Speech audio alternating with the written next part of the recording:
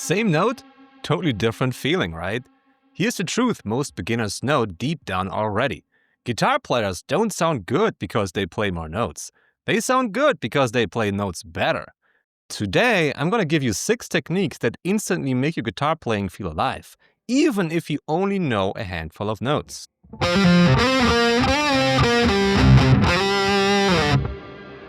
By the end of this lesson, your guitar won't just make sound. It will cry, scream, and have all the feels. Expression beats speed. Always. Part 1. Hammer-ons. This technique allows you to create 2 or more sounds with one hit.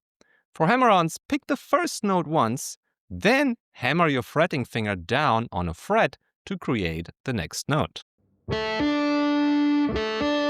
Here's how you can practice hammer-ons in 7 levels. Level 1. Try an open string and hammer on with your index finger. Any fret works. Focus on speed and precision. It will take a while to get a good feeling in a clear tone. Try it on different strings and frets, always with a little challenge like 2, 4, or 8 times in a row.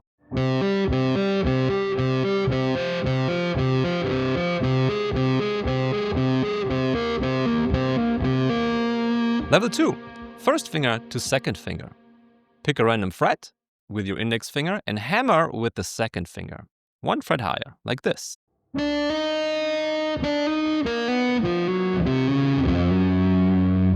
If it sounds quiet, don't panic.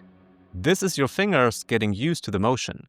Everyone has to build up that strength and precision. Level 3 is the first finger to the third finger.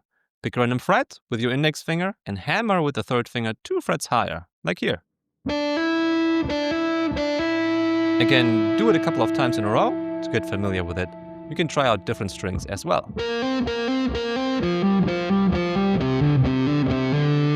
Level 4 is the first to the fourth finger. The pinky is the hardest finger to use for hammer-ons.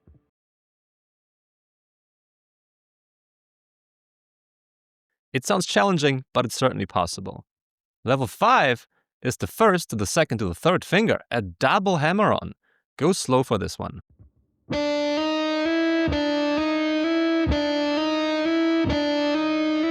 Try different strings. And so on. Same pattern as before, just now the double hammer-on. Level 6 is the first to the second, first to the third, and first to the fourth finger. Combine level 2, 3, and 4. Now, since we do have 3 hammer-ons, let's make it 4. That means you can practice 1 finger twice.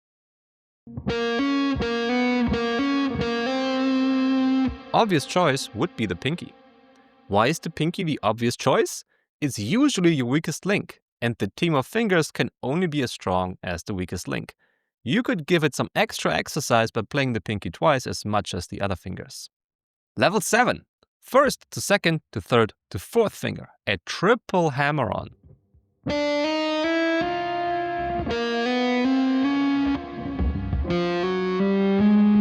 Same procedure as with level 6, but with 1 new addition. Go 1 fret further and continue the pattern in the opposite direction.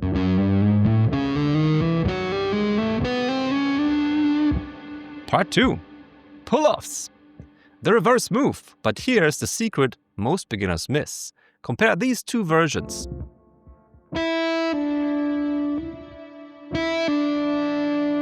Hear the difference?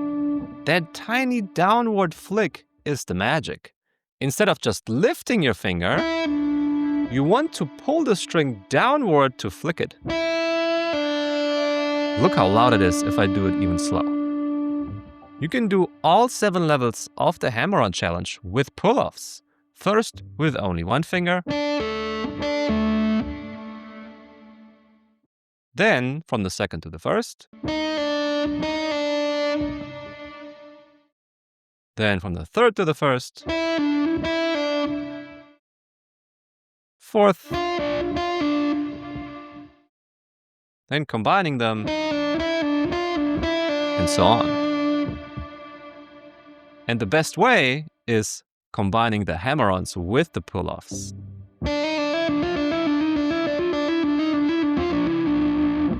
I had a song with my band where I played hammer-on and pull-offs with the pinky for the majority of the song.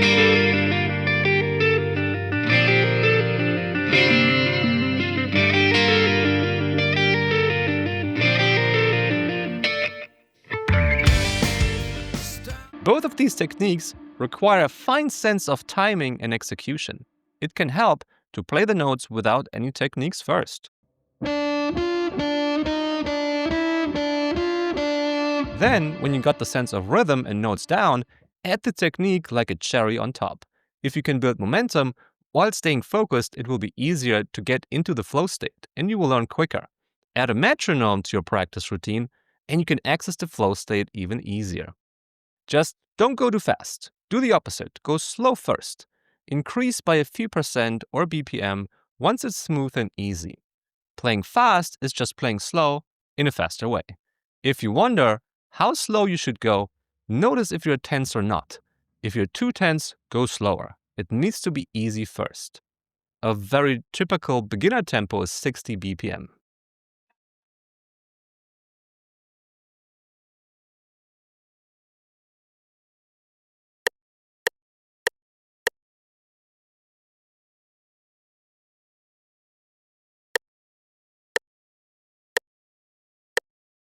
Part 3. Slides. Slides let a note move instead of stopping and restarting. There are 3 types of slides. First, you got the legato slide, which is you pick a note and you slide into a new fret. Then you got the shift slide, which is you pick a note, you slide, and you pick the new note.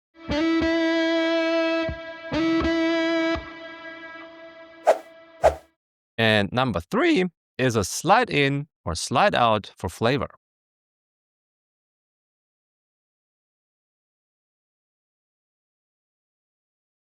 You could do a little phrase and slide from any fret you want. The main thing is you just slide into that go. Let's say here's fret 8. I can do this from 5, from 3, from 1, any fret I want. Same with like going the other way. Key tip here is keep the pressure on the string.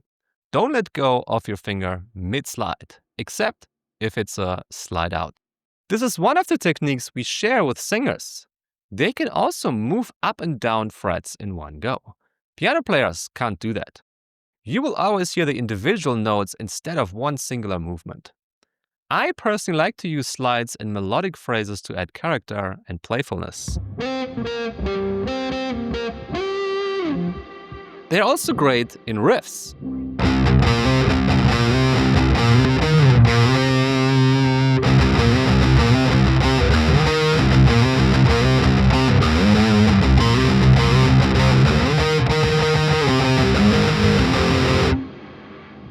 Some guitar players use a bottleneck to create a slide sound across the whole fretboard. You can either get them in music stores or use literal glass bottles.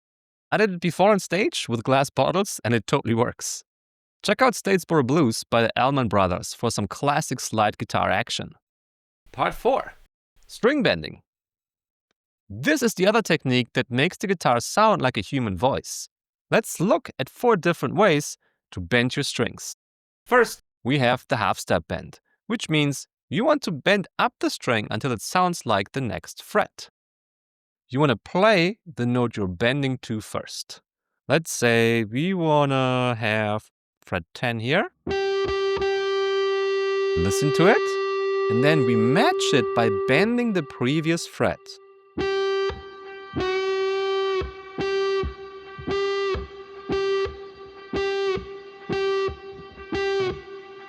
That's it. Here's a crucial tip. Don't bend with one finger. Stack your fingers like a team. If you can bend with 3 fingers, it will be much easier to get the bend right. Also, consider that it's easier to bend in the middle and higher areas of the fretboard. Somewhere between fret 10 and 15 is the sweet spot. It's a good area to start practicing bendings. Number 2, in terms of bendings, we have the whole step bend. It's a similar idea. You just aim 2 frets higher instead of 1. So we have fret 10 here, and then we bend fret 8 up until it sounds like fret 10.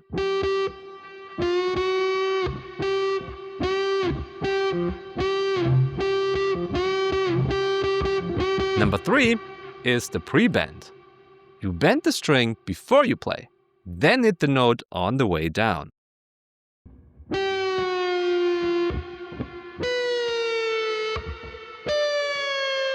And then last but not least, one of my favorites, the unison bend.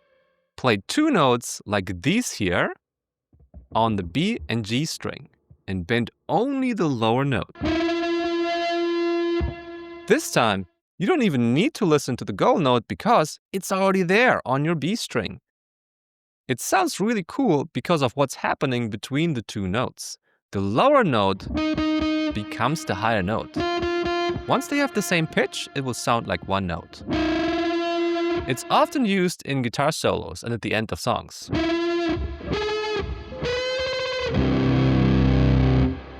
Keep in mind, bends cry, they plead, they mean something. Use them to express emotions and feelings. Practice tip for everyday bends: when you warm up, pick a random string and do half-step bends from fret 5 to fret 15. Always play the higher note first, then bend, then go to the next one. Like.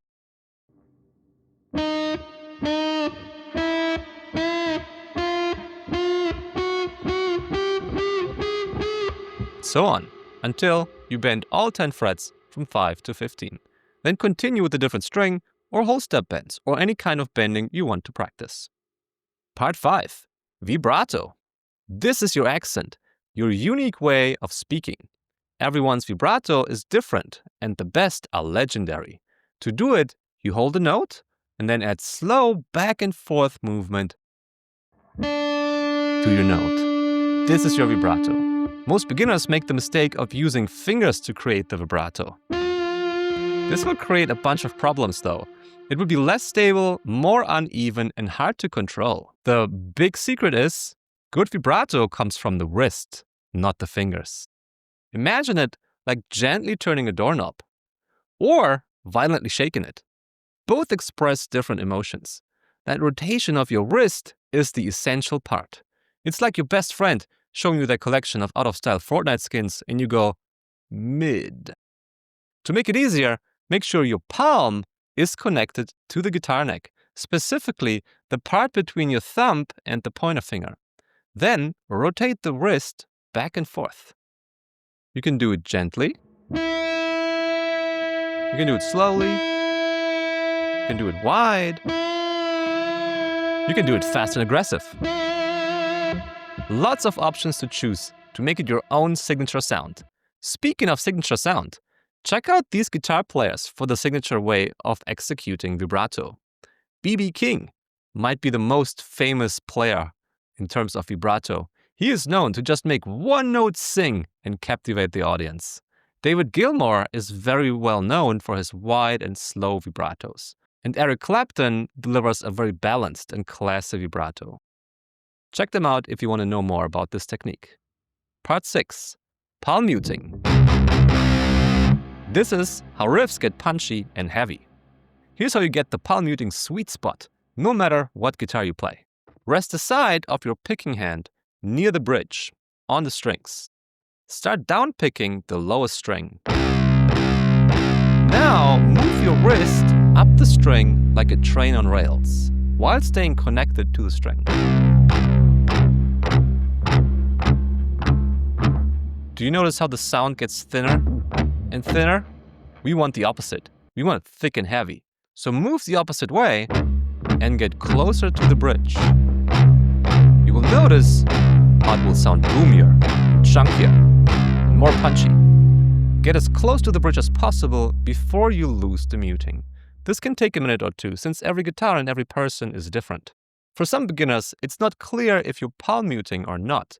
To give yourself feedback, lift your palm up and play it open. Compare them. Do you need to move the wrist? Is it too thin? Move closer to the bridge. Is it too open? move closer to the neck. Then practice them after another in a steady fashion that encourages flow. I have 10 palm muting rhythm challenges for you right now. Let's check them out. I'm going to play each one twice and then count in for the next one. Let's see if you can get to the level 10 end boss.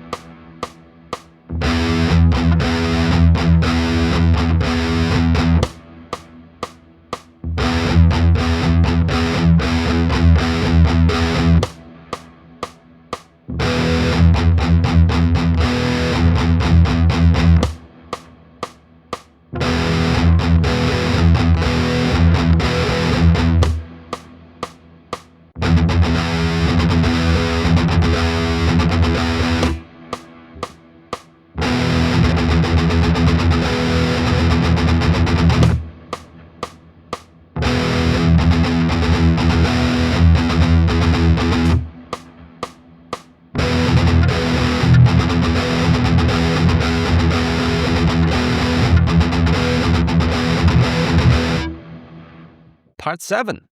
Recap and Challenge of the Week. You now have 6 tools that instantly level up your playing: hammer-ons, pull-offs, slides, bends, and vibrato. And here's your challenge for the week. Create a simple riff or melody where you at least use one of the 6 new techniques. You can also combine them, like a slide and a vibrato, or a bend with a pull-off, or a palm mute with a hammer-on.